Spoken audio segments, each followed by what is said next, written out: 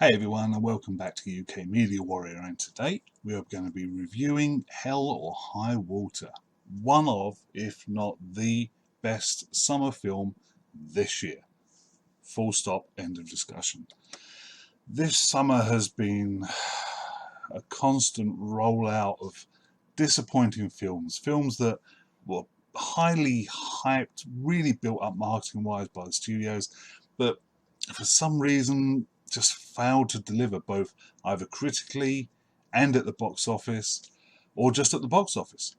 Now, Hell or High Water is a smaller film. It only cost 12 million to make, but it's got some fantastic cast. It's got Jeff Bridges, Chris Pine, Captain Kirk. See him in this role and you'll never see him the same way again, and Ben Foster. Three fantastic actors. And this film just has it has everything. It really honestly does.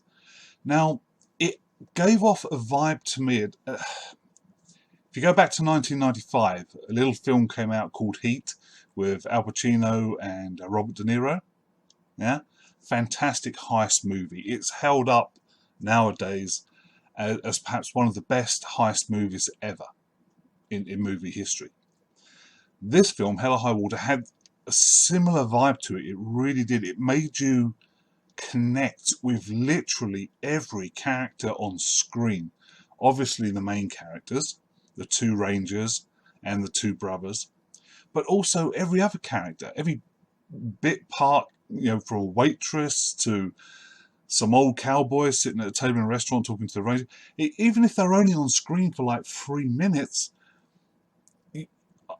I'm only speaking obviously from my own personal view and opinion of this film, but even if they're on film for a few minutes, you still somehow bonded with them. You got them, and it was like watching. It was almost like watching a documentary to a degree. How they came across as real people, in a real situation. Now, this film is a fantastic concept. It really is. These two brothers, Chris Pine, Ben Foster. Ben Foster playing an ex-con who got put away for killing his abusive father, his and Chris Pine's abusive father. But he's been released. But while he was away, Chris Pine was taking care of their sick mother, who has now died. And because of that, the bank that holds the mortgage on their ranch is threatening to foreclose in a few days unless the brothers pay off the mortgage. So what they decide to do, this is a plan that was thought out by Chris Pine's character, who out of the two brothers is the more solid, intelligent of the two. Ben Foster plays the wild card in a lot of situations that gets them into trouble. But the plan is fantastic. Basically what they're going to do is they're going to rob branches of the bank that hold the mortgage on their family farm.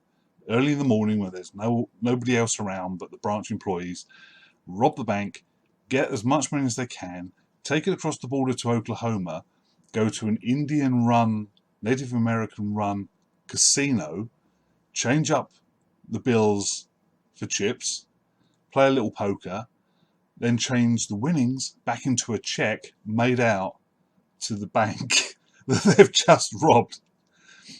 It's perfect money laundering idea, and it works. You're watching it on the screen, and you're going, "Yeah, I get this. This is a fantastic plan." And so that's what they do throughout the film. They knock off a few more banks to get enough money, but always for the same bank, different branches, but the same bank who hold the mortgage. So basically, they're paying back the mortgage with money stolen from the bank who holds the mortgage over their farm. Yeah, but it's a great idea. But throughout the film, you've got these two rangers led by Jeff Bridges, old, near to retirement, gruff ranger who's hunting down these two brothers.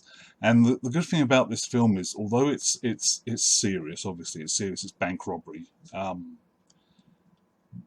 but it interjects humour in certain places, several places that actually made me at least laugh out loud.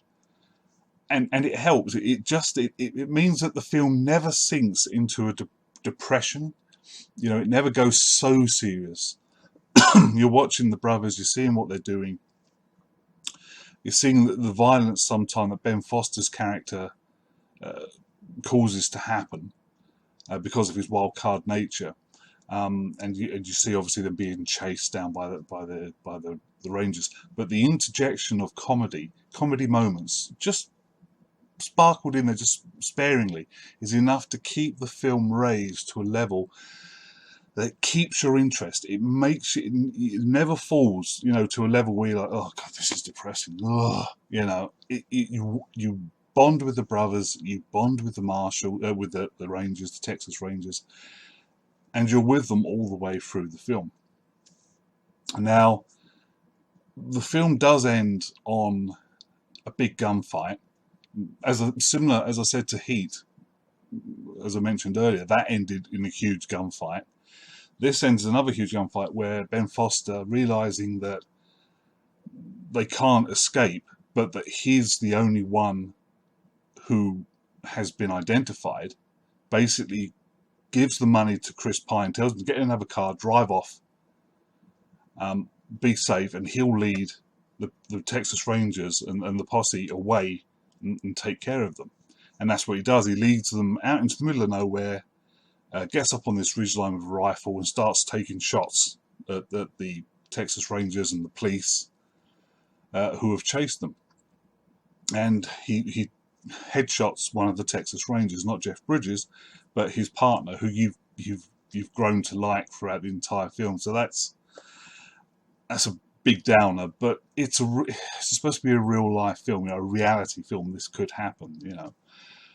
And it adds again to the film. It has that underlying realism of what can happen here. And because you care so much about the characters, you feel that, you know, Ben Foster is doing this, is basically committing suicide by cop to save his brother and to make sure this plan works and their ranch is saved. So he eventually gets shot by Jeff Bridges' character, and that's pretty much it. They can't identify his other partner.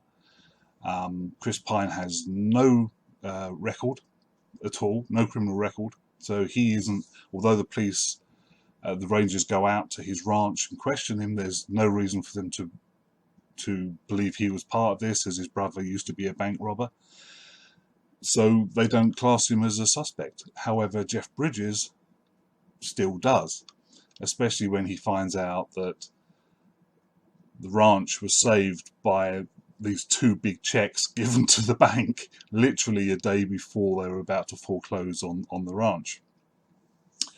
But the ranch is saved. Chris Pine is not suspected by the police or the Rangers, and oil has been found on the ranch.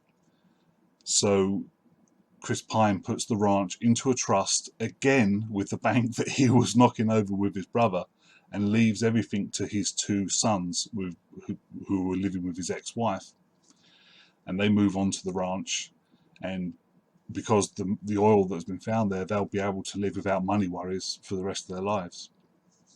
So it's a very deep, caring, occasionally violent, occasionally funny, but it draws you along behind the main leads, and it makes you bond with them, and you can't help but feel for every single person in this film.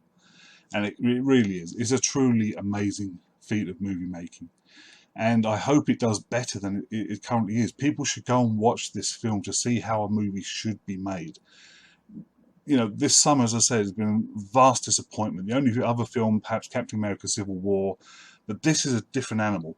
Hell or High Water is a different animal from that. That's a huge tentpole, blockbuster, Marvel, Disney, effects-ridden film. This film, Hell or High Water, is down to earth, nitty, gritty, occasionally dark, occasionally funny, occasionally violent, but the story holds up. It's a solid plot, solid acting, and it's just fantastic from beginning to end. It truly is. And if you liked Heat, like I say, if you liked Heat, which I do, I think Heat is a fantastic film, absolutely unbelievable film. If you like this, you're going to love Hell or High Water. Stands on its own, but it has that essence, that sense of that Heat film running through it. But it's an absolutely fantastic movie. I advise anyone to go and see it. It holds a 9 out of 10 for me on my movie ratings, so I can't say much fairer than that. Please go and watch it. You'll have a fantastic time, believe me. You guys take care, and I'll see you at the next review. Bye for now.